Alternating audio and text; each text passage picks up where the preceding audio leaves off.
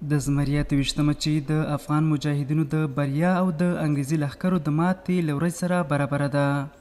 د کندوز د اطلاعات او کلتور ریاست مسؤلین دغه ورځ د افغانانو لپاره یوه تاریخي او پتمنه ورځ ګڼي او زیاتوي چې افغانستان د نړۍ متجاوز ځواکونو هدیره ده. په یو قرن کې موږ 3 ځلې داسې متجاوزین انګلیس او روسان او همدارنګه امریکایان مات کړه، نو دغه هم د 28م ریاست هم همدغسې یو له ویاړ نه او له افتخار نه د استقلال او زموږ د هیوادوالو او د افغانانو د ازادي ورځ ده. ټولو هیوادوالو ته مبارکي وایم.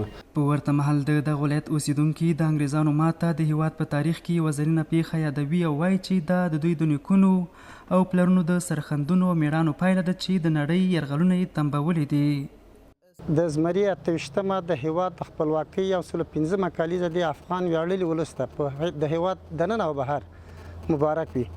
موږ په خپلو پلرونو او نیکونو باندې ویاړو چې په خپلو کارنامو او سرښندنو سره زموږ هېواد ته خپلواکي راوبخله.